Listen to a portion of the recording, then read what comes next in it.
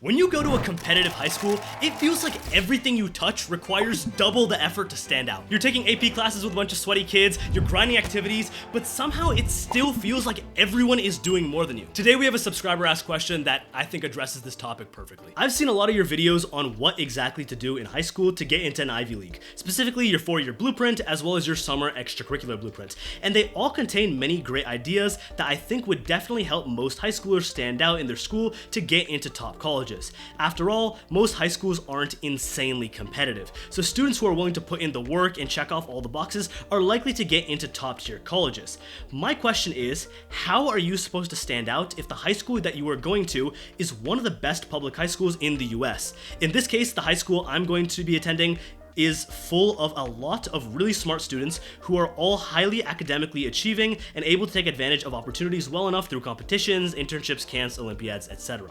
How then am I supposed to stand out in such a competitive school where winning national level awards, qualifying for USAMO, which is Math Olympiad, doing independent research, and other activities that would normally be super impressive are common amongst most of the student body? I'm asking this question because I hear parents and students complain about this all the time, how students at this school struggle to get into selective schools that wouldn't be difficult to get into from their base school and struggle even more to get into Ivy Leagues. Is there a way to stand out to colleges when it seems as though every single student has multiple impressive awards and everyone seems to kind of just blend together as a high achieving group? Is there a strategy I could follow to stand out from everyone else and ultimately secure myself a spot at an Ivy or another top college? Look, this entire argument exists on the basis that top universities are dismissing qualified students because they all go to the same high school. So let's just start there. Here's the way college admissions works. When you submit in your college app to a university, you are assigned an AO, an admissions officer, to review your file. Now, the AO that you're assigned to is based on the geographic region where you're from. So for example, if you're from Florida, for instance, there is an AO assigned to the state of Florida to review the applications that come from there. Now, Florida is a big state, so depending on the college you're applying to, there might be multiple AOs that look at the state, or they might break it up into a couple of different regions. So for example, like North Florida, Central Florida, and South Florida. Now let's just cut straight to the facts. If you go to a very competitive high school and you're aiming for a top choice school like Harvard, there is some truth to the idea that Harvard is not going to just accept 50 students from your high school. Top Ivy League universities are looking for diversity in their student body, and they do that through pretty much every means possible. As soon as you hear the word diversity, you might just instinctively go towards things like gender and race, but college admissions is a lot more complex than that. They're looking for diversity on so many other planes. For example, geographic diversity, like based on where you live within the US, or to get even more specific into our point here, if you live within a certain state, the AO is going to be very familiar with the high schools that are there. They don't just want to accept all of their students from one high school. So for this particular question, answering it is not as simple as just saying, oh, it doesn't actually matter, because it does. There is some truth to it. However, there's a lot more to address here. There are absolutely high schools within the United States that are sending double-digit numbers of students to particular Ivy League institutions. They are feeder schools. In an effort to preserve diversity in the student body, a school like Harvard is not just going to jump to some random rural village in the middle of Kansas and pick out a student to accept, even if they don't have the credentials, just because they want to have a more well-rounded group of people coming in. If you're going to a competitive high school, the bottom line here is that to get into some of these top choice schools, you just have to compete. It's that simple. In the question we just went over, they talk about how there's like parents and students who are always complaining about how hard it is. I'm gonna be honest, just from life experience and by going through high school, you're gonna realize there's a lot more people that don't put in the work and then just complain about how hard it is than actual people who had the talent to get in these schools and only got cut just because their high school was too competitive. It is human nature to want to believe that our life and our situation is so much harder than everyone else, that the only reason you couldn't get into your dream school was because it was out of your circumstances. I'm here to just keep it real, bro. It's not. The practical reality is that you're already attending this competitive school. You're not going to transfer out. So instead of thinking about how much harder it's going to be for you, ignore it because you can't control it, and let's focus on what you can do, okay? Let's build up a way to actually effectively stand out so that you can get into your dream school while also going to a really rigorous high school. In order to stand out, you need to play to your strengths. If we're starting from the ground up, the first place to start talking about is the classroom, where you're interacting with other teachers and students. Part of your ability to succeed in a high school environment like this is to build up a level of self-confidence in yourself, right? Knowing that your teachers have your back, you know the system that's going on, and you're able to compete and win with confidence over the other people you're around. There are plenty of ultra bright students out there who are just too scared to participate in class and allow their teacher to have an opportunity to get to know them. You can't skip over the fundamentals and expect to be able to get ahead of anyone. It all starts with you being a good student, turning in good work, getting good grades, and then also going out of your way to build up a great relationship with your teachers who are likely involved in other clubs that you might be in, who might teach other higher level AP and IB classes that you take. These people are important. Within the classroom, you can do all the basic stuff, right? You can participate, you can ask questions. I also always recommend that in some extent outside of class, you try to go to your teacher's office hours, get to know them better. Even if you're not talking about like school related stuff, it's totally fine. Your goal is just to build up a connection with your teachers. And if you know them through clubs or sports, that's even better. That's genuinely your way of them getting to know you on a personal level, and eventually when you need to ask for recommendation letters, you're in a great position there. Now, the reason why this is important is a lot deeper than just getting like good rec letters, right? When you have a good relationship with your teachers, not only does it help you in the clubs that you're in, because they're a lot more supportive of you to get leadership positions, they trust you now, you have way better communication with them, but also when you're just in the classroom on a day-to-day basis, they have a level of respect for you. If there's a day when you're really busy studying for another class, or maybe you have a competition in one of your clubs coming up, if you don't do the given activity that your teacher is like passing out on paper, they're not gonna crash out on you. They're gonna give you the freedom to do what you need to do, and that makes your life so much easier. You also unlock the ability to work a little bit around school. If you have a huge project for your English class coming up, but on that same day, you also have a massive Olympiad test that you need to go and take, you can go tell your teacher, hey, I have this huge Olympiad test that I need to take. I'm studying for it. It's taking up a lot of my time. Can I get a 3-4 day extension until after my test is over so that way I can come back and do the best work I can for your class? 9 times out of 10, no, scrap that. 10 times out of 10, if you have a great relationship with your teacher and you come to them with that kind of tone and you tell them ahead of time, bro, they're literally going to work with you. They care about you. Now, when it comes to your activities, being creative is huge. In the question you mentioned that everyone's able to come up with these cool passion projects and nonprofits.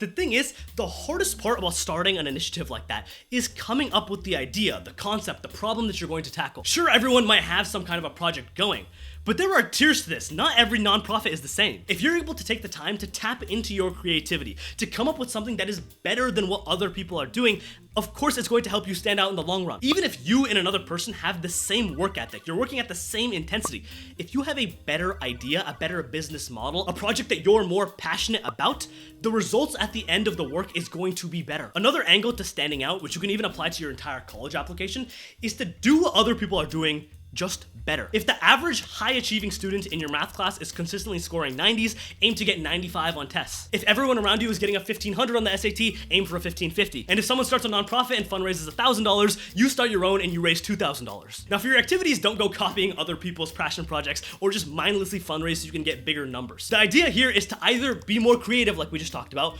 or to implement what I like to call the yoink and twist method. Go on Google, go on YouTube, go on ChatGPT for all I care, and find some kind of idea for a nonprofit or a passion project that you're really interested in starting. This can absolutely be something that already exists out there.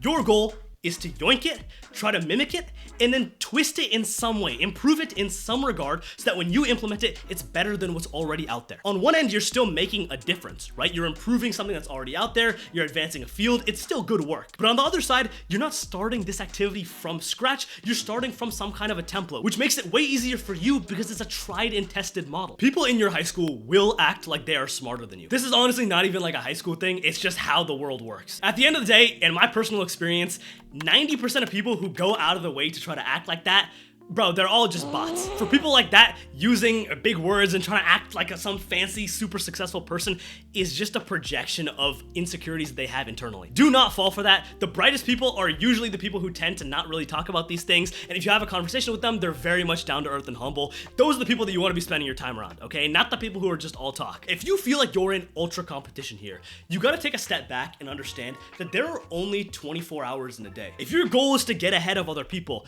you want to make the most of those 24 hours on some Kobe Mama mentality stuff. Your work ethic and your consistency are the only things that matter. The discipline that you're bringing to the table every day, coming back from school and working and grinding, doing that week after week, month after month, that is how you build results in the long run. Now, this doesn't mean that you should never go out. The thing is, having friends is also a way of networking. It's productive, it's meaningful. But if there's ever a time where you're deciding between going out and working on some school project that you have, always pick the work, okay? School comes first because that's what your priority is right now. Another massive piece of feedback I have for you if you truly want to stand out is to narrow the scope of your extracurriculars and to dive way deeper with way more depth into them. You might see people online on TikTok who are the leader of 4 different clubs, right? They're involved in a bunch of different activities and they're able to manage all of that. Now that might be possible at the high school that they go to because getting to that leadership position is not such a big deal. But if you go to a competitive high school, this is not a feasible strategy. You want to aim to excel in literally 1, if not 2 clubs, and to have such incredible depth in it that's compensating for the fact that you're not the leader of 5 different activities. Having depth over breadth is objectively better for your college apps, but the amount of depth that we're doing versus the breadth is just going to be a lot more focused than what other people traditionally recommend. Let's say you pick out 1 club, okay? Let's take DECA for instance. In DECA, what you're gonna do is you're gonna spend all 4 years of high school grinding to get the absolute most out of it. You're gonna study as hard as you can for all of the competitions every single year. You're gonna go to states, you're gonna ideally win at states, qualify for nationals, go to the national ICDC event, and then see if you can even place at a national level there. And at the same time, from the school front, you're gonna push to try to get leadership positions as early on as possible, but realistically, you'll only get to that club president level when you're in like junior or senior year, which is totally fine given how big and competitive the club probably is. Now, if you're building up your extracurriculars and you want my feedback on how to take things to the next level, click the link at the top of the description. I will personally review your resume to make sure you're on track for your dream school. If you're surrounded by a bunch of intelligent, hardworking, driven students, why don't we also make the most of this situation? If you want to start your own initiative like a passion project, this is one of the only times on your college app where you have the ability to work with other people. So pick out a few of your talented friends and get something going. If these people are really as smart as you claim they are, it shouldn't be that hard to build something off the ground, cook it up, send it into competitions, and then win some national level awards. With that being said, I don't want to undermine how difficult it is to actually go do what I just said in this last step, okay? Getting national level awards is still a huge deal, but the idea here is that if you're around a bunch of bright people, make the most of this situation you're in. Team-based competitions also become a lot more viable at a high school like this.